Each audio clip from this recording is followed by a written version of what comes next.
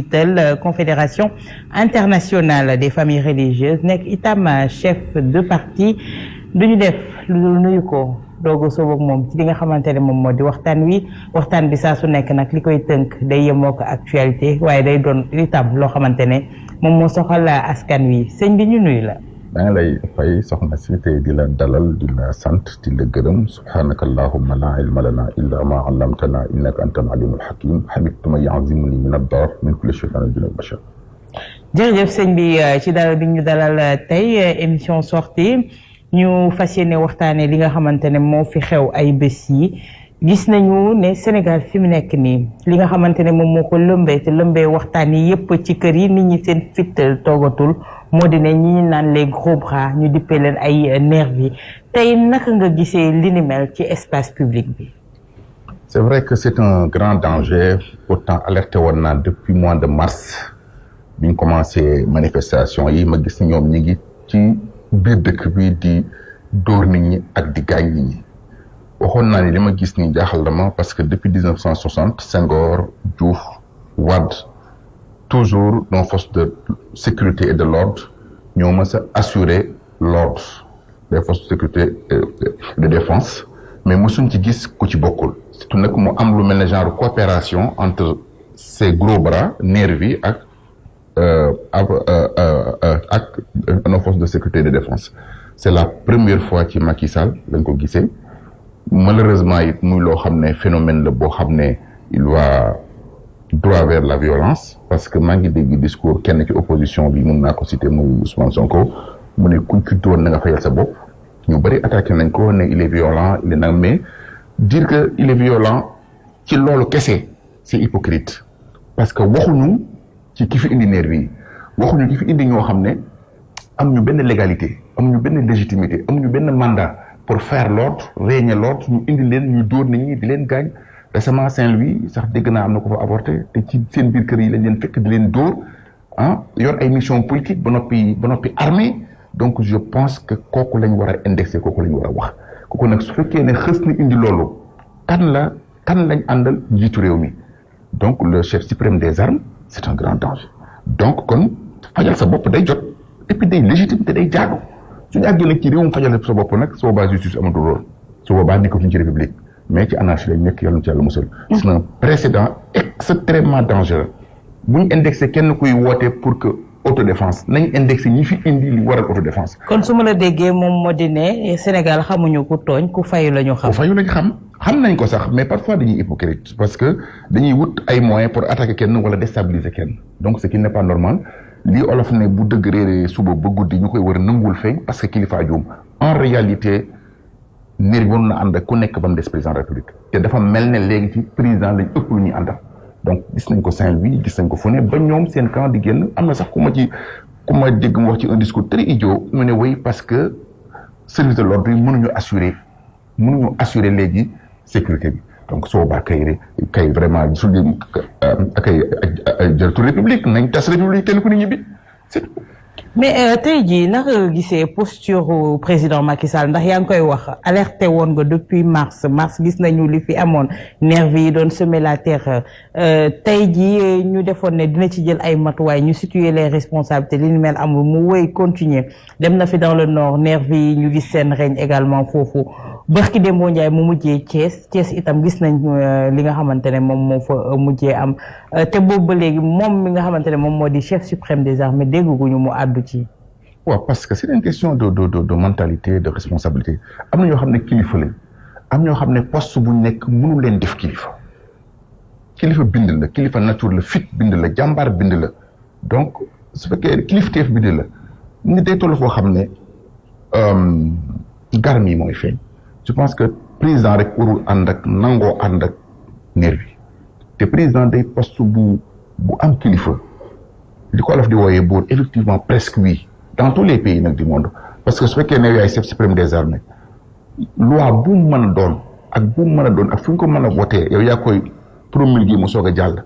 mu soog a valide su fekkee ne yow yaay présider conseiller supérieur de la magistrature donc tous les pouvoirs c'est entre tes mains bien naturellement au moins nga donner bon exemple au moins nga juste même soo partisan wee nga juste parce que nit dina partisan ba pare juste dina far fenn ba noppi gis dëgg feneen wax ko mais su fekkee da nga bëgg a boole yépp nag ba noppi nag partisan ba noppi jël pouvoir public bi dugal ko ci biir partisan boobu ça ne passe pas. su ma la déggee da nga bëgg wax ne président Macky Sall du kilifa. ci doxalinam déedéet ci doxalinam non Macky Sall a posé plusieurs actes yoo xam ne kilifa du ko def mën naa ko lim mën naa ci mel junni loolu kay ku ne xam na ko son comportement fait problème son comportement en tant que président de la République fait défaut parce que d'ailleurs nervi yooyu rek mosuñu ko dégg de ses précédents ñu ko fi jiitu woon amuloon ay nervi kon pourquoi Macky Sall ñëw amee nervi donc loolu rek ñàkk kilifte foofu la commencé. mais tey jii lan la mën a jural suñu takk der yi ndax du dem ba askan wi doos ñu leen wegati. frustration partout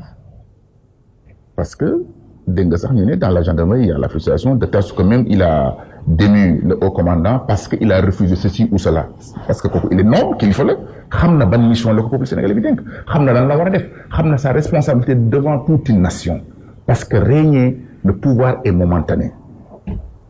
c'est une courte durée. am nañu ko fi jiitu woon kon am na yoo xam ne am na noble yoo xam ne mënoo leen ci engagé dañuy lànk donc yow nag nga assumer ko ne responsabilité rek di mbëkk rek jusqu'à ce que voilà. mais tey tournée boobu moom moo fësal wàllum nervi yi naam ci mbirum coowal Ousmane Sonko nervi yi fësoon nañu mais tournée bi itam dafa gën a fësal li nga xamante ne moom moo di nervi yooyu yi lee tey tournée bi ndax dox na waxtoom ndax luñ doon xaar la ndax lu jotoon la itam. xam naa. les soi-disant intellectuels yi ma daan dégg ñuy attaqué Touba dañoo war a fank màggal gi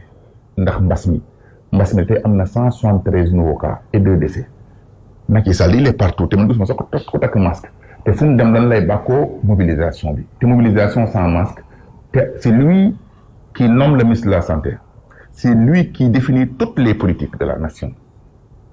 toutes les différentes politiques santé énergie tout kon je pense que xanaa recommandation scientifique yi ci distance suñ koy waxee distanciation sociale xanaa loolu n'existe plus boobu wala boog na kenn ku ne sori moroom 1 mètre xanaa yooyu amatul xanaa masque yooyu amatul wala mbas mi dafa jeex wala boog lañ doon wax dañ koo gëmut wala lañ doon wax du dëgg wala Macky Sall dafa bañ. mais est-ce que lu ñàkk yi moo tax. marée humaine mais ñàkk yi assuré wul 100% Covid du am. su ñàkk yi assuré woon kon te duñu am 173 nouveaux cas non ce n'est pas sérieux une république doit être sérieuse mais li ma gis nii jëmul kër wax naa ko lu leer jëmul kër de parce que nom de la justice nom de la paix ci El Hadji Sy Lamine Niass laa ko daan dégg rahmatullah donc attention 1000 fois mais booy wax dañ lay gis comme opposant c'est l'opposant qui parle qui tekkiwul dara baax na allons-y. mais tey ci tournée bi itam dafa am lenn loo xamante ne fësal na ko moom moo di ne ses alliés ñi nga xamante ne ñoom la lëkkalool ñi nga xamante ne mooy ay ministre am ñi nga xamante ne ñoom ñooy ay directeur am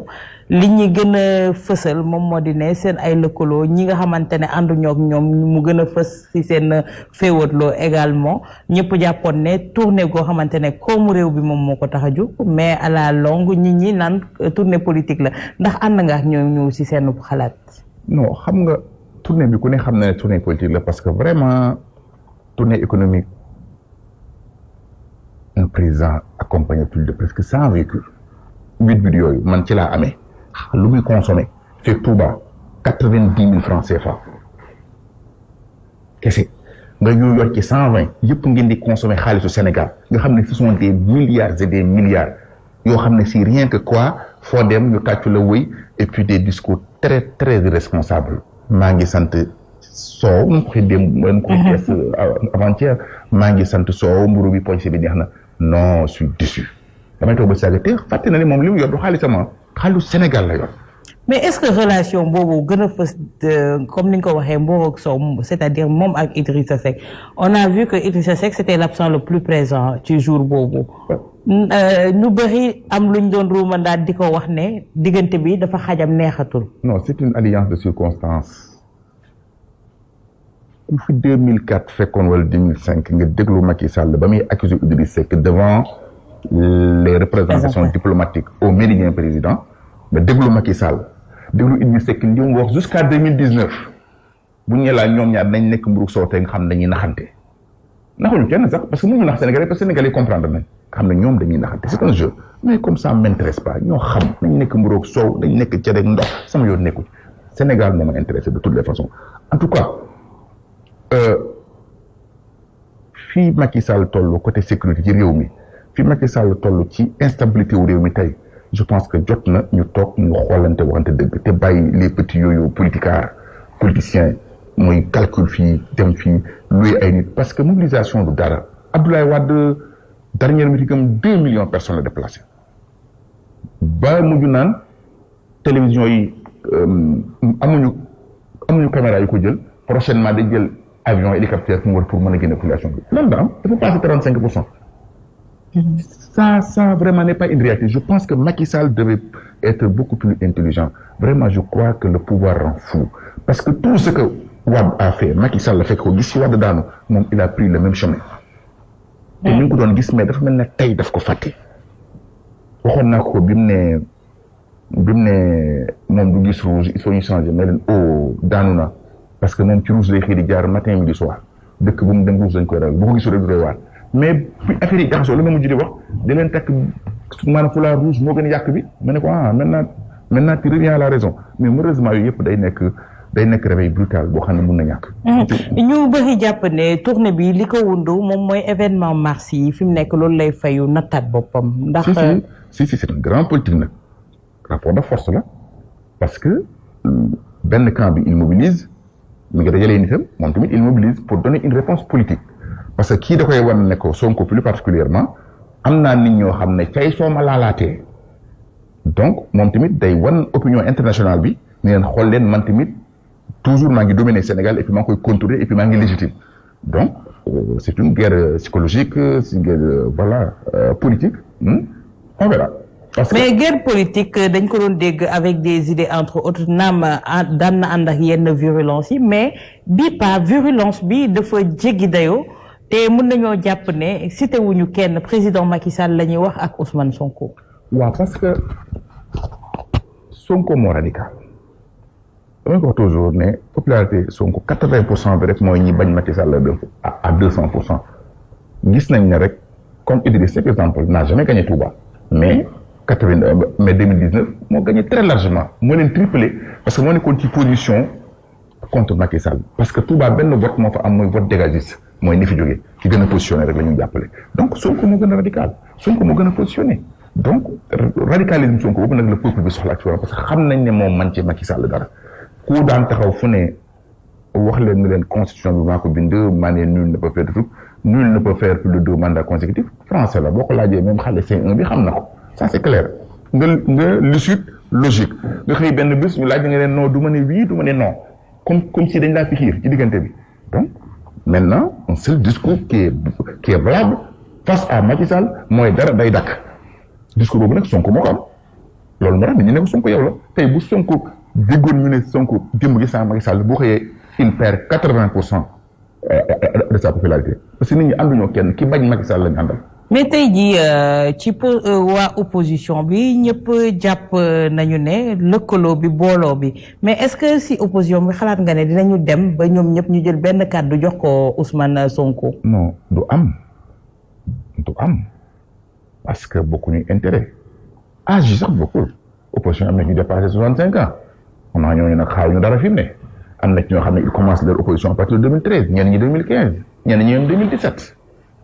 certains sont ministres jusqu'à 2018 ou 2017 tolloowul nag tamit donc ñooñu ils sont d'autres calculs doo leen gis manifestation du ñoo ko leen doo di xel certains sont milliardaires non du benn Sonko son âge atu la son discours aussi atu la son parcours et puis il est intelligent il sait là où frapper et puis malheureusement nag pour le pouvoir avec leur stupidité ñu dem ba posé ko ci position défensive mooy xam na dañ koy sànq ci position sànq ko lañ nekk maintenant lui tout est valable pour lui fii Macky Sall toll ak Sénégal yi tey Berlusconi l'avait dit une fois waxoon na ne bu njëkk avant nous disions tous les moyens sont bons s'ils sont légaux maintenant tous les moyens sont bons s'ils sont efficaces foofu lañ toll ak waa ji tous les moyens sont bons s'ils sont efficaces en tout cas moom 3e mandat du fi amee surtout mais ànd ak opposition bi xam nga ku ci nekk tamit da ngay bëgg positionné wu doo nangu ñu def union sacrée autour de Ousmane Sonko tey ndax loolu mun nañu xaar mu am ndax ñu bëri jàpp nañ ne li ni mel rek moom mun a tax nguur gi fléchir ci disposition yi jël. non union sacrée derrière kenn mësul gagné kenn ku ne da ngay dem parce que façon opposition yi bokkul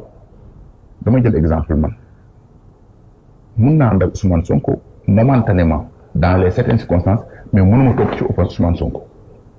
exemple Ousmane Sonko fait la politique classique traditionnelle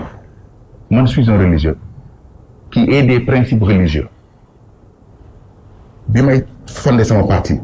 ci principe yooyu laa màgg 20 ans de mouvement religieux ma soog a ñëw ci politique idée yooyu laa amee valeur yooyu laa amee donc bokkuma mën naa bañ a bokk Ousmane Sonko idéologique fenn rek lañ mën daje muy te foofu toujours plus souvent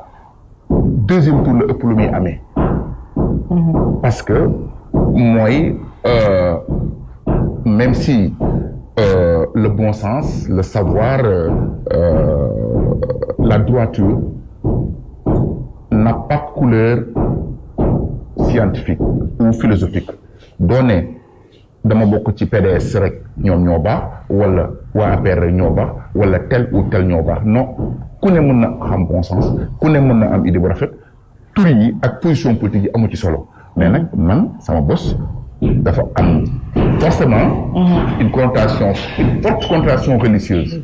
waaw mais tey naka ngay analyser également taxawaayu parti démocratique sénégalais parce que dañ leen déggul torop wala sentiruñu leen torop ci événement yi fii am yëpp dégg seen kàddu. c'est que bëgguma ci wax ndax bokkuma ci mais ils sont tellement joués avec les Sénégalais xam nga man ma dikkee laa jàppale woon ci élection présidentielle yi passé parce que dañu yàgg wax nit ñi le 4 le 8 le 9 le 25 le 59 le 66 le 82 ci lay ñëw ba jusqu'à ce que ñu xam ne ñëpp découragé. maintenant parti bi amatul animation Abdoulaye Wade moo fi nekk il est super âgé ndeysaan donc Abdoulaye Wade ñëpp la léegi Karim moo fi nekk waroon na ñëw assumer ko Karim nekku fi ñëwul donc te dès le début waxuñu woon nit ñi liy dëgg donc ñu joué ak nit ñi ba nit ñi tasaaroo ñenn ñi dem ànd ak Macky Sall ñenn ñi dem ci Sonko soo demee ci Sonko tey ancien PDS yu ñu gëmoon Abdoulaye Wade ci xale yi ñoo fa nekk tey ñu ngi ci Sonko ñee ña nga ci keneen ña ngi ci ñoom nga tasaaroo en fait moo tax gisuma ne PDS dina def grande chose actuellement même si nag am na fief yi boppam par exemple mel ne Touba nga xam ne mbokk taalibe lañ ko jàppee wala yu mel noonu mais bu dul loolu sur le plan politique ça pose souci mais tey jii le discours du président Macky Sall à Thiès li mu doon wax ba naan Gloria mi ngi ñëw est-ce que du pour saper la cohésion bi am fi nga xamante ne moom moo di ci kujje gi comme ça ku ci nekk di xool sa morom ne ndax du yow est-ce que loolu du ko indi ak yow si sa jàngat kan la war a doon. xawma ko parce que toujours ku bette lay doon ku ñu xalaatul lay doon mun na nekk noonu parce que personne ne pensait que Idriss Seck mi sauf man rek waxoon naa leen comportement bi bu bees la silence bi jaaxal na ma yàgg naa ko wax mais ku mën a doon amul solo parce que peuple bi moom gis nga politique yi rek ñooy changer def seen yooyu mais le peuple est constant gis nga peuple bi moom xam nañ li ñu bëgg te si Macky était intelligent dina xam ne nañ defoon nag Diouf def ko Wade moom mënu ci la ci donc kon doon na gën a sérieux rek xam ne peuple bi dañu patient rek mais c'est un peuple qui sait bien agir mais nag au moment opportun donc bu laajoon Abdoulaye Wade xëy na dina ko ne non mu def ndànk parce que Wade les choses étaient tellement faciles de telle sorte qu'il pensait que mën na jàllale kii wam da ko daan wax sax ne moo peuple sénégalais duñ def dara jusqu'à 23 juin Macky bi mu ñëwee gérer saa bu dara amee day gaaw quadriller présidence assemblée Dakar yëpp ko quadriller mais bi affaire yi tàkk daf ko bett dégg naa ko maanaam way li fi am du fi amati ces gens loolu dañuy bàkkoo ñi ko doon wax loolu bi mu fi am anañu président Macky Sall bi naan li fi am xam ngeen ni du fi amati moom bi mu fi am anamu il était là mais daf fi am kon du fi amati te bi mu fi am fee la fekk da ngay kuñ koy wax da ngay chaud le peuple est le seul souverain nañ bàyyi force reste à la loi non le peuple est le seul souverain. Au-dessus de la constitution et des lois ñu ñëw ci wàllu loi boobu ndax gis nañu assemblée nationale ñu jàllale fa en procédure. wax naa ne cette loi n'est pas normale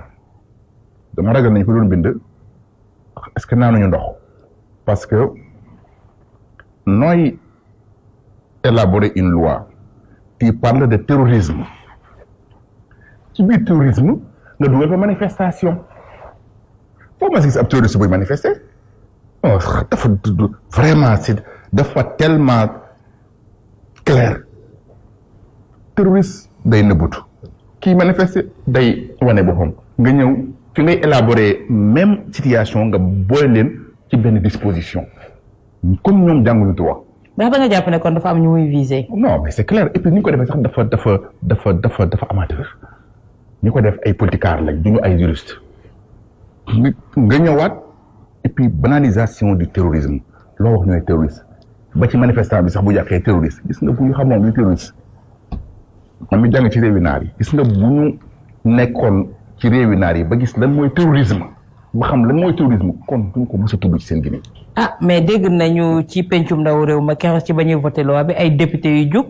ne terroristes yi ñi ngi ci buntu Sénégal am na ci ñoo xamante ne sax mausolée yi nga xamante ne. Cheikh Tidiane Gadio. waaw mais d'abord avant ma ñëw ci Gadio ñooñu dañ leen waroon jàpp ñu wàññi terroristes yi parce que gis nga xale yi ñuy yar ñuy màgg ñu leen ñuy banaliser terroriste ñii fi mu jëmee yàlla rek xam nañu tudd fu terroriste am rek noonu lañ commencé woon. mais est-ce que xaaru leen woon wàllu terroriste yi ndax ci manifestation mars yi déggoon nañu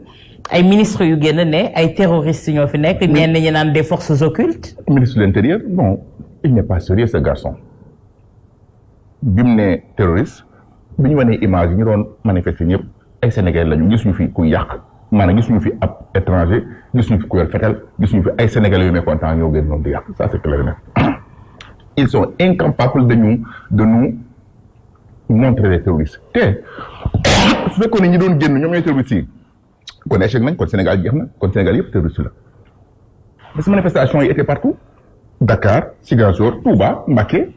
sëñ bi daa aye woon Touba mais Mbacké ñu ngi doon manifester xanaa kon Sénégal ñu fa ay terroriste rek am na ñoo xam ne leur discours est tellement irresponsable ba nga xam ne jëluñu sax ñuy référé sauf peut-être Gadio qui m'a déçu en tant qu'intellectuel dëgg daa mu ne nee nañ ko ñu ngi fii te dinañ ñëw parce que ñooñu olof la ñuy làkk pour reprendre ces termes te ñooñu visé nañ barabu Limaamu Laay ak barabu Serigne Touba loolu même buñ ko waxoon je pense que sa maturité sa responsabilité son expérience politique ne le permettait pas mu koy reprendre parce que amul benn sens te attention communication da ngay bëgg a alerter nga utiliser les gros mots mu def effet contraire ñi nga war doon waxal sax dañuy far bañ la ba mu produire effet contraire parce que buñ ko waxee waa Touba ñëpp ko saaga ñëpp a ci teg wax yu ñaaw ba ñenn sax dañ koy porter plainte yaakaar naa ne Gadio en tant qu'ancien premier diplomate du Sénégal waroon na expérience am war na ëpp loolu xam-xamam war na ëpp loolu communication parce que c'est un communicant war na ëpp loolu donc kon xaw ma fan la ko waaji téye nag ak lu mu ko mën a bëgg a servir lépp waru ko dugal ci yenn bassesse yi parce que ça ne sert absolument rien te waroon na jël conséquences yi mën a indi waroon na jël paramètre divin ñi muy waxal est-ce que ñoom wax nañ ne yàlla assuré na leen loolu ba du am ku mel ne Serigne Touba bind na ko bind bu leer wala déet xam-xam àggul ci loolu kon avant muy raconter yenn yi nga xam ne dafa toucher les croyances en tant que moom médiateur il devait avoir l'expérience de faire 1012 mois avant de le parler. moo tax il a déçu oui. par rapport également ci loi bi ba léegi parce que am na ñu jug jàpp ne itam day gën a dooleel ñi nga xamante ne ñoom ñoo di borom ñaari tur yi te naam ñu ngi doon xaar ñu voté loi boo xamante ne day criminaliser homosexualité ndax nee nañu ñoom itam suñuy manifester amuñu droit xoqatal leen wala métital leen. waaw président Sall de neewoon na li fekk mi ngi fii du ko mas a légaliser loolu nag wax la mais lii jëf la toujours parole ak acte tolloowuñu valeur maa ngi doon xaar bi mu gisee une grande partie du peuple génn wane dañu bëgg ñu criminaliser lii parce que viol bi ñu criminaliser mais lii moo gën a bon téeméer gën a yoon mu nekk une expression du peuple yaakaaroon naa mu bàyyi ko xel mais loolu moom faalewu leen dem jël la nga xam ne si kenn xalaatu ko kenn mësu ko xalaat moom dem criminaliser ko donc kon paraît-il que moom bokkul ak peuple bi onde bokkuñu calendrier donc ma def na ci jàngat bu ne mënuma wax ne waaw effectivement dafa dooleel boroom ñaari tur yi mais loolu lañ foog ñun ñëpp te liñ ko waxoon mu def ak yéen contre boroom ñaari tur yi wuy wuci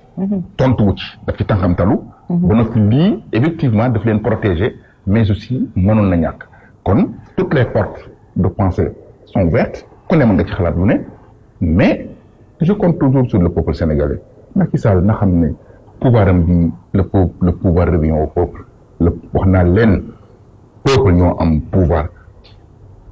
nous avons un peuple musulman de 95%, un peuple croyant de 100%.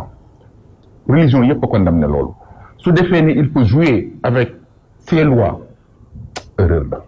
te bis dina ñëw may leen lii laa leen doon wax. tey dañuy ñëw ci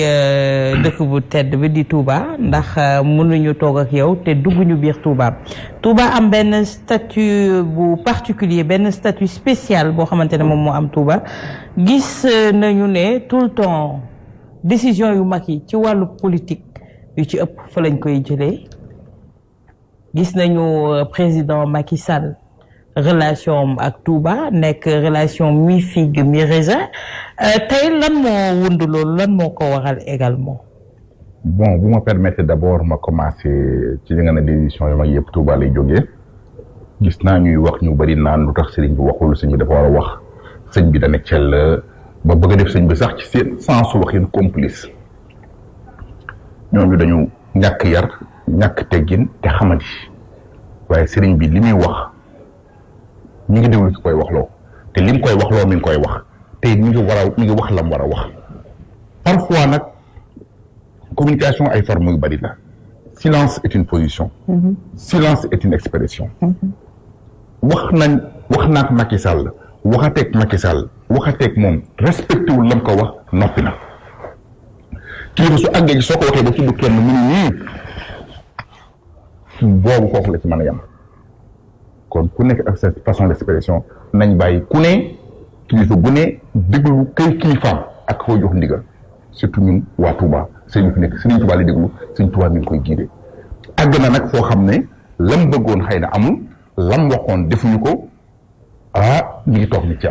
mais gis nañu tout récemment président Macky Sall dem na fa nuitamment dem seeti sëñ bi xam naa ku dul déglu xanaa kañ doo wuy ji heure boobu non mën na bañ a nekk sax wuy ji moom ay politique am la yor rek ak ay calendrier am ñii ñoom ci vérité la ñuy dox ak ci réalité ku ñëw wax ñu ne mais jàpp naa ne bu doon dox lu mu ñemee mbaalu jub dox ko bëccëg waaye nag Touba moom fi la ko Macky Sall lay fekk fi la ko fekk te fi la koy bàyyi te sëriñ bi moom position am leer na recommandé na faale wuñu ko te Macky Sall ñàkk a faale sëriñu Touba mais sëñ Sidi Maxtaar lan na ko waxoon ci Karim Wade daf ko faale woon ba mu neex ko benn guddi quand y a un deal politique mu def ko ci avion yóbbu ko fi ko neex sëñ Sidi am na ñeen ñu ko waxoon leneen ci parrainage daf leen faale kañ la leen faale bi dëkk bi ñàngee ba xale yi koo ci dégg wax maan pale man ma yónnee ay audio naan ma gone yaa ngi ci àll bi nañ yónnee oto ñu ñëw jël seen gone yaa ngi ci àll bi dañoo bëgg rejoindre Dakar ma leen xëy gone yooyu bu ñëwee du baax de te gone koo wax ñi naan kër gu mag may leen déedéet kër gu mag teel na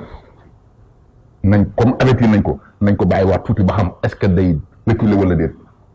mais voilà donc xaw ma fii kër gu mag nag dañu kër gu mag mais kër gu mag mbaa du wax fajri donc je voudrais ceci dire que xalif bi wax na li mu war a wax Macky Sall bi mu ñànkee li ci dugal sëriñ si mais ba mu ñàngul yoonam nekku ci sëriñ yi nag bu ñu leen faalewul ñu xam seen bopp ne pat ci loolu lañ nekk actuellement leur silence est une expression leur silence est une position c'est clair et net nañ leen ba te respecté leen loolu laa ci bëgg wax quant à Touba en question mais avant ngay xuus sëñ Modou temps yii man dama la dégg bi président Macky Sall demee nuitamment à Touba nga am loo junjoo y a un calife qui l'a demandé de partir. waaw xalif bu ko ñaan. mu dem yoonam. non da ko ne Sénégalais yi fi ñu toll nii ci yow waajal nga tàggale ko ñoom ci jàmm. maa ko waxoon dégg naa coow ku ma xam sëñ Modou Bousso man du ma bougé. maa ko wax ci ma ko wax dañ maa informé ma waxaat ko ma ci problème man sëñ Modou Bousso dañ naan ay sëñ Mountakha ak sëñ Dioul ak sëñ Dioul ma ne déggu ma ne sëñ kenn man daal je vous ai dit un calife je suis pas plus ku ma xam-xam na ci loolu lay dox. mais le xalif de Touba nga waxoon. non tudduma xalif Touba un calife je veux dire. un grand calife même si vous voulez. ah mais doo ci gën a xuus leeralal ñu ko may ñu ko suñu émission sortie ki ñaan la président Macky Sall mu nekk ci wàccaay ñëpp jàpp kon ne tournée bi sax tàggatoo la. je sais pas de. mais daal ndax kon jëfeewul ndigal bañ ko jox li ma waxoon daal xam naa ko et je me lève là xam nga nag daal je suis un homme d'État quelque part aussi je peux pas aller jusqu'à ba mu ci biir mais daal su ma waxee daal nit ñi dinañ dégg. junj doy na borom xel mais tey lan mooy problème mu président Macky Sall ak Touba ci boppam. je vous présente d'abord Touba xam nga yaa ngi dégg ba ki dem suñu position plus de 30 familles religieuses à Touba qui ont pris une position pour défendre un fils de Touba. Pourquoi? Je vous explique. Situation socio-économique Touba. dañ ne 1 million bu manqué tuuti la loolu mooy recensement Macky Sall en 2013-2014 mooy bi mu ñëwee xam ne du gagné Touba te Touba bu ñu wàññee population boo fa nekk ba mu tolloog Dakar day am 7 députés te il perd raw gàddu bi 7 daf koy perte il faut impérativement réduire le nombre ñu def ko moins d'1 million mais Touba en vérité depuis temps Abdoulaye Wade la nekkoon 2 millions actuellement c'est presque 3 millions de personnes ñoo nekk Touba dans ces 3 millions de personnes nga xam ne dañuy xëy di ñëw rek chaque jour ci découvert ci découvre un nouveau quartier boo xam ne si mën na fa dëkk sax juddoo ko sax dama ko xam parce que nit ñi dañuy dawee fu ne ñëw rek donc ci 3 millions yooyu nga xam ne ñoo fa nekk amul société amul usine amul industrie amul dara petit commerce dawal sareet yalwaan dañu war a dund ci lan lañuy dundee wax ma leen chaque fois da ngay gis 11h wala midi benn xale bu góor basal yi am bagam ñëw yor peel wala dara di laaj est-ce que mën na gas fii pour que ñu fay ko 1000 francs wala pour nga jox ko lu mu def pour nga fay ko pour mu dem joxe dépense ci yaayam il est souvent donc te malgré loolu bu ñu lim Touba ci famine du ci bokk bu ñu lim Touba ci xiif du ci bokk lan moo waral loolu parce que barke Serigne Touba la barke Serigne Touba boobu c'est comment nan lañ ko définir en réalité parce que Serigne bi moo fa nekk saa bu toogee 2 mois 3 mois génne benn 200 millions jënde ko ceeb ak ay dundu plusieurs fois ci Covid bi ak fépp distribué ñi ne ci sancaan yi nga xam dañu ñëw rek indaaluñu métier dañu xëy rek bàyyi seen dëkku maam rek ndaw dëkk ci Touba nga xam ne si ñu xëy fenn soxna yi dañuy xëy dem di waas ñu leen di fay jën dërëm ñenn ñi bu sax wax parce que c'est grave crée su jën bi la ñuy jël di ko yóbbu seen kër yi nga xam ne sëriñ bi moo leen di yor amit ñoo xam ne xëy na su amoon ministre wala dara dina fa am ay ñu ko jël ñu liggéey comme ni mu amee ci yeneen dëkk yi ci des mais le gars a refusé nommé kenn Touba pour que mu am poste ministre wala mu am direction bu mag mu mën a jël xale yi foofu parce que Touba gañewu ko. kon politiquement la leen di sanctionné. mais c'est clair. il a fait nëbbu ci laax tuuti arrogance la ci am aussi tamit. mais est-ce que de l'exemple économique de Touba est cité en exemple un peu partout moom moo tax mu jàpp ne vous êtes à l'abri du besoin. Je vous explique pourquoi parce que un président ne doit pas dépendre de cela ce que les gens disent war na mën a xam réalité du terrain exactement parce que au moins am nay BR yu muy jot xam na li xew Touba bu baax a baax barke Sëriñ Touba boobu nag nga xam ne si exemple sëriñ bi mooy couvrir loolu li ci des comme koor gi bi mu jotee sëriñ bi dañuy bëggul gis ku yalwaan koor Baye Fall chaque jour kenn dina indi 17000 poulets ak ñii 90 ñii 100 ba yu mag yuñ defar ba nga xam ne jàpp dañ koy jàll mu nekk ay tonnes parfois bu ñu ko indee nekk plus de 10 000 grands bols suñ ko indee yooyu saa bu takkusaan jotee ñëpp dañuy rejoindre jumaa ji ku nekk ak sa siwo bi ba mu fees dem Touba amuñu benn problème koor gi amaat nag yeneen taalibe Serigne Touba yoo xam ne ci comité bi lañ bokk ñoom dañuy distribuer ñoom tamit social régulièrement ñooñu duñu politique ñooñu duñ leen tudd ñooñu kenn xamu leen am ci ko tudd exemple Abdoulaye Sylla nga xam ne si moom moo tabax barabu Sëñ Fallou moo tabax barabu Sëñ Sidi Mokhtar il investit presque 60% social Touba moom moo ko amee te kenn musu ko xam kenn musul dégg turam man mi waxee yow ñu barke alxuraan su may waxee yow ni su ma nuyoo xam ma ko mais le fait que Macky Sall xamee ko noonu rek Macky Sall a bloqué ses projets Macky Sall même projet bu mu gagné Ziguinchor di ko def ñu nangu ko jox ko chinois yi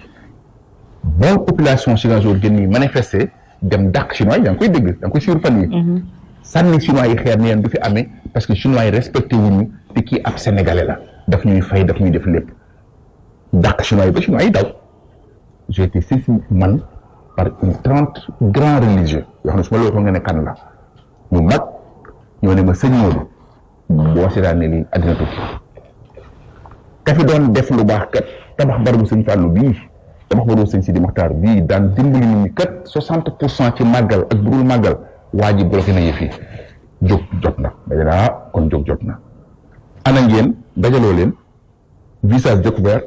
ngeen def déclaration ma jàppale leen comme ni ma ko def woon ci baarataal d'ailleurs te dëkku sax Touba xaw ma ko dafa nekkoon ci jafe-jafe bu ñu jógee jafe-jafe yi boobu laa ko gis boobu laa noppee soxlaa xam ci moom daal waxumaa nag kii nekk doomu Touba mais aussi di sénégalais préférence nationale boo xam ne ñu ngi jàppale nit ñi liggéey Ziguinchor ñu ngi jàppale liggéey Saint-Louis Dakar partout dans ce pays kon su fekkee ne war nañ bloquer ay marché am yu mu gagné ak ay liggéeyam ay projet am yu ñu gagné rien que parce qu'il investit Touba il est grand temps d'agir donc ma informé kilifa yooyu yëpp ñu dajaloo def déclaration alerter Macky Sall ci loolu alerter kilifa bu nii ci loolu mais alerter population ci Touba ci loolu parce que nag xoj Touba mooy faloo fa kenn doo fa dimbali kenn doo fa def social mais bëgg xoj ñooy def social Touba non population Touba duñ ko nangu te peuple sénégalais duñ ko nangu surtout nag kuy liggéey di jox jeunes yi ñuy liggéey jeunes yi ak chômage toll actuellement ak fi dëkk bi toll ak jeunes yi nga xam ne si problème jeunesse lañu am donc yaakaar naa loolu képp ku di Sénégal dina ci jàpp te dinañ ci taxawaay bi ci war te dinañ ci ànd ak l'ensemble des forces yu ci nekk pour que ñu combattre loolu parce que dëgg nag damay bloqué diw damay xeex diw parce que day def Touba day dimbali waa Touba non loolu c'est inhumain il est grand temps que ñu dóor ci table ji nag jóg jot nag. mais lan mooy ce différent ak président Macky Sall sëñ Modou. mais Touba et seulement Touba et uniquement Touba Macky Sall est un ami je l'ai toujours dit mbaa boog loolu la may wax sëñ Modou yow sama xarit nga saa bu ñu waxee téléphone loolu la may wax man tamit doon naa koy assumer. te ba léegi yéen a ngi déggante. gëj naa ko dégg nag yàggul lool mais xëy na ci temps Sonko yi daal moo indi nag c'est comme li mu wax kenn nag ne ko nag maintenant c'est définitif quand il m'a vu c'est Sonko maintenant c'est définitif donc mais ils m'ont toujours dit que c'est définitif mais man Sénégal laa fii laa nekk ku fi nekk di nga xam ne maa ngi fi loolu rek laay def donc mais aw ma problème ak moom mosuma ko laaj service mosuma ko laaj suuf te sax d'ailleurs ku baax la ci man je l'ai toujours dit il est bien pour moi personnellement mais il est super mal pour ma communauté c'est ça qui est mon problème avec Macky Sall j'avais proposé même un grand dossier pour inspection enseignement kon na ñu defar ko xëy na sax man la ci xalaatoon mais jaral na yépp ma jël ko delloo ko man daal bu Touba mënul jàll maak sama baay ak sama maam ak sama bàjjen ñu nga Touba doy na ñenn ñi nag ne woy parce que man dama communauté de soutien ñu koy waxee parce que Touba rek laay xalaat déedéet communauté nationale bépp laay défendre mais nag dans une nation c'est composé par des communautés sama communauté mooy Touba fa laa juddoo maak baay ak maam am na fi ay cadre Casamance ñuy défendre Casamance waaye ku mën défendre Casamance mënu ma défendre Touba man tam mais c'est tout. kon xanaa ci tournée économique bi Touba du ca bokk bu fekkee ne amul leen loo xam ne jëf na ko pour natt ko. non Touba màggal la fa mënul ñàkk ñëw fa la may fekk te. fa la may fekk mooy lan. mooy maa nga fa. maa nga fa c'est-à-dire. saa su ma ko waxee rek fekk na ma fa moom bu ñett xam ñaar xam nañ dama ne hôpital bi mu diggoon sëriñ bi xam nga jëkk na ko dig sëñ Sidi Mokhtar ñu ne dañoo ne ko dina ko inauguré le 13 septembre. 13 mois lay jël te ñu ngi ko wax la 25 septembre 2015 hôpital la ñu ne daa am ñu lekk xaalis ba jël wax jooju sànni géej mu ñëwaat 2020 ne sëñ Sidi Maxtaar mars 2021 na sëñ Muntaxa mars 2021 dinaa ñëw pour inaugurer hôpital bi mars avril mai juin ba ñoo ngi ci juillet waxatu lu ci jëm lan lay wax si waat Touba nan lay xoolee waat sëñ bi su defarul hôpital bi ci diggante bi ñaata milliards la jël def feneen def Podor def Matam parce que fa lay mbokkam dëkk il faut le dire c'est une gestion raciste Podor 4 ministres 8 DG 12 PCA Touba un petit directeur général benn quartier bu mag Touba moo ëpp Podor parce que kan la Macky Sall ñooy ay mbokkam c'est grave il faut le dire haut et fort Touba ci réew mi lañ bokk te fi lañ bokk ci dëkk bi lañ bokk dañu war a am seen cër. waaw bu ñëwee loolu wax sëñ bi population sëñ bi nag mën na ne calmer leen fii maa ko moom bu fi kenn wax lii kenn bu fi kenn def leen waaye nag population dafay fekk tamit de bi mu fa jaaree yi passé yaa ngi dégg ña ko doon kat lan la ñoo wax Sonko man mi nga xam ne sama der sax damaa yor bayri bukki sama dunk weex dunk ñu ne waa ko sëñ Modou Bousso Dieng lañ mais leen baax na attendre. ci émission sortie changement yu yees yi nga xamante ne dugal nañ ko ci moom moo di ne saa su jot dina am ku ñuy jàngatal suñu invité taxawaayam ci langue gi sëñ Modou dañ lay bàyyi nga suivre Moustapha Diop su noppee rek nga dellusiwaat wax ñu ci naka nga gisee gis-gisam. posture sëñ Modou Bousso Dieng forcément dafay poser ay questions li tax mooy fi mu bokk parce que sëñ Modou Bousso Dieng surtout Serigne Massamba Mbacké la Serigne Massamba Mbacké di rakk ci Serigne Touba et souvent Sénégal dañu am habitude su fekkee da nga nekk ci daara jàng ci daara génn ci daara wala nga bokk ci yenn famille yi am yenn sant yi wala am yenn bokk yoo bokk ak yenn ci famille religieuse yi souvent dañ lay wax ne politique booroo cee bokk nangam ak nangam alors su fekkee ku mel ni sëñ Modou Bousso Dieng daf cee ñëw wàcc am un mouvement di liggéey lépp luy yëngu ci réew mi luñ fi war a wax mu yëkkati ci kàddoom dama naan loolu posture bu ma respecté la mais du posture bu yomb ndax li ma la wax sànq te li tax posture am solo mooy dafa nekk koo xam ne man dama jàpp ñoom moom ak ñi mel ne ñoom que ne su fekkee ne nekkuñu ci langue gi di wax seen point de vue suñu waree ne waaw suñu waree ne déet ñi nga xam ne ñoom la ñuy bàyyee mbir mi dinañ nas nocci ba teg loo xam ne ñoom mën na leen a gaañ seen i njaboot duñ ci mën dara posture boobu donc posture bu am solo la mais nag posture la boo xam ne li tubaab di wax c'est pas sans conséquence force dina am ay jafe-jafe ndaxte souvent boo nekkee ci langue politique gi ba pare bëgg en même temps di incarner benn appartenance wala benn statut surtout religieux surtout statut boo xam ne classe maraboutique bi moom la ñuy revendiquer nit ñi duñ xam ban côté lan lay jëlee souvent yenn attaques yi taalibe yeeg yu demee noonu duñ ko comprendre yenn position également duñ ko comprendre soo nekkee surtout comme sëñ Modou ci famille bu mel ne comme famille bu Touba nga xam ne kenn moo ko jiite benn voix moo fa am yenn saa yi nga yëkkati sa voix noo xam ne dañ naan kii dafa respecté wul ñi nga xam ne ñoo jiite yooyu et loolu mën nay dal ku mel ne sëñ Modou Bousso Dieng mais en tout cas man respecté naa posture am ndax dëggu gi mu dëggu d'abord ak ñeme gi mu ñeme am audace wax li mu bëgg a wax malgré les contingences politiques et tout et loolu pour man lu am solo la mais comme ni ma ko waxee ma ci insister posture la boo xam ne c'est pas sans conséquence parce que parfois le jeu du clair trop ndax nit ñi duñ mën a def différence entre ki nga xam ne moom moo ne sëriñ la sol dara ju rëy sol mbaxana takk maxtu war a yor ay taalibeem ak nga xam ne dafa nekk ci langue gi mën a am ay position ni ko Toussaint mën a amee ni ko Moustapha Diop mën a amee ni ko keneen mën a amee te position yi tant que yaa ngi koy am dans l'espace public nit ñi dañuy am droit di la attaquer. Voilà sëñ Modou déglu nañu Moustapha Diop di directeur télé et rajo bu Walfadjri jàngatam itam ndax ci langue politique bi mi ngi ciy jàngat nag nga ko gisee. Permettez-moi ma jàngat ko moom Moustapha que je connais depuis 2008 mu nekk rédacteur en chef Walf Grand Place mu nekk un très bon journaliste xam nga 2021 déjà 13 ans. nga def ko ci benn expérience te fekk mu nekk rédacteur en chef kon tey bu nekkee directeur général Walfadjri vraiment daf ko mérité Moustapha ku tey la ku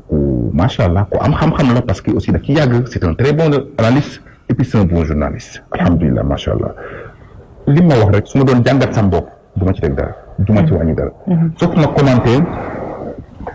soo waxee ñu ne mais nee na sa position c'est sans risque ak fi nga bokk ak effectivement fi ma bokk bu ñu waxee ñu ne benn voix mooy fu war a jóge mais loolu moom voix bi mooy xilaafa bi la am ki yor Touba ki sëñ Touba jur bàyyi moom Touba xilaafa bi moo ko wax man bàyyi naa leen xilaafa bi de man de sëñ Touba sama maam waaye jëng laa sant wax naa leen ko ñoom ñëpp waaye nag chef de parti la deuxièmement it mooy mouvement bi ma yor mu yor des centaines de mouvements dedans tamit man naa ko jiite ba pare ci tur ñooñu laay wax donc waxuma sax ci turu sëtu sëñ Touba waxuma ci turu ku juddoo Touba te yëpp xanaa sañ naa ko waxuma ci turu ku màggee Touba mais dama wax ci turu un mouvement religieux une fédération religieuse donc loolu je pense que je l'ai toujours fait maa ngi koy def depuis 98 contre Diouf contre Wade ba tey contre Macky Sall alhamdulilah sans conséquence c'est vrai su may saaga sama waa kay dem ne leen non bu ma kenn tontul saaga rikwaay bu ma kenn saagal kenn ngir man mais seen posture day am benn problème ndax en tant que chef religieux day booti taalibe également oui bokkul ak ki nga xamante ne parce que taalibe psychologiquement niñ koy mooñaalee ci diggam ak sëriñam bokkul ak militant bi nga xamante ne dafa ñëw ci parti politique boo xamante ne du taalibe ak sëriñam peut-être que mooy suma différence ak chef de parti classique yi ma doon tudd nii léegi mais nañ xam ne première politique de l'islam c'est le prophète te prophète bi mooy Serigne Touba mooy sëriñu ñeneen ñi fi nekk ñëpp kuy wóor ci diine yonent bi mooy imaamu saalihin mooy seen patron te il était un politique kon de quoi ñu ne ab sëriñ warte politique xam nga ñu koy wax les soi-disant intellectuels occidentalisés ñoo koy wax pour écarter religieux parce que religieux yi bu ñëwee ñoom amuñ fa place parce que ñoom li ñu xam mooy wor ak fen mais bu njëkk bu mu saan wax politique nit ku baax moo ko daan def sëñ Tuubaa da doon dugal loxoom ci politique bi daf doon subventionné ab xaalis dañ doon jël décision mu yónnee ne nañ bàyyi décision boobu baaxut dañ daan arrêté nit mu yónnee ne nañ bàyyi ko parce que suñu borom nee na topp ñu ko dara sëñ Tuubaa laa wax kon sëñ Tuubaa mooy sunu sëñ mooy sunu sang ñun ñëpp waaw kon de quoi sëñ Mor Bousso bañ a politique damay politique ba ca digg ba te gëm na nag sëñ Tuubaa laa ci liggéeyal parce que actuellement gëm naa ne sax toog di jàng xasida dem défendre Serigne Touba ba loi yu bon yi ñu jël duñ ko appliqué ci waa kër Serigne Touba moo gën dem défendre Serigne Touba ba dëkkam bee waa ji fi nekkee doo fa fal kenn dañ défendre Serigne Touba ba dëkkam bee waa ji ñu leen dimbali dañ ku bëgg liggéey Serigne Touba foofu ngay féete man li ma def Serigne Touba laa ci gis à 100%. te it maa ngi ko ci gis ci lépp nag waaw. sa parti national la wala local la yam. parti local amul union des groupes patriotiques Sénégal la nekk mais fexe naa bëgg ñu Touba rek parce que def naa ci travail ouverture union pour bâtir l'Afrique muy Touba man luñ ma gisul Touba suur naa lu waa Touba bokkut doy na lu ñuy limaale wu Touba bàyyee naa leen ko président bay ñëwaat ak lépp ku ma mënul booleeg Touba doy na kooku loolu laa fekk ci sama ku xam sëñ Massamba sama moom bu sëñ Touba Massa na ci xaal moom rek moo koy xam moom lay woo Massamba sëñ Touba na Massamba ne nañ pousse permis mu jëm Touba bu sëñ Touba déggee baar Touba xaal bi dañ ni sëñ Touba bëggee woon Touba man loolu lay roy ci moom. sëñ Modou Bousso Dieng ñu jaajëfal la. waaw mais gaaw naa jëf yow tam ay sëñ yow doo bàyyi waat tuuti nag. lu neex du doy dañ leen doon mosal ñu ngi jëm ci local yi yaakaar naa ne di nga samp sa ndënd. ba naa ko. parce que lu tax mairie ba sëñ Bafane mooy fal ko neex ku sëñ bi fal ànd naa ci département bu Mbacké bi maa ngi xaar population Touba li ma leen defal. un leader d'opinion de ma dimension n'existe nulle part dans cette région encore moins dans la communauté mouride. xam nañ ñu ma leen defal dama leen di bàyyi ñëw tànn ma du ma leen wax sax ñu leen tànn leen ma parce que gis naa junni nit ak juróomi téeméer ku ne naan nañ ma ko jox doy na man bu ñëpp laajee ma gedd sama wàll man damay toog xaar bañ jox ma ko. jërëjëf. maa ngi lay gërëm di la sant. ñu leen di jaajëfal yéen ñi safoo Leeru Jamono Walfadjri suñu gan tey seen émission sortie doon sëñ Modou Bousso Dieng yaakaar naa ne waxtaan wi amoon na solo amee ngeen ci njàngat lu bëri loo leen ci jëlee itam di jaajëfal bu baax Serigne Saliou Bey ak Charles René Fall waaye Dieyna Dabo Ba également ma koy jaajëfal di leen jaajëfal yéen ñi safoo Leeru Jamono Walfadjri dig daje dimanche bi di ñëw bu soobee suñu borom.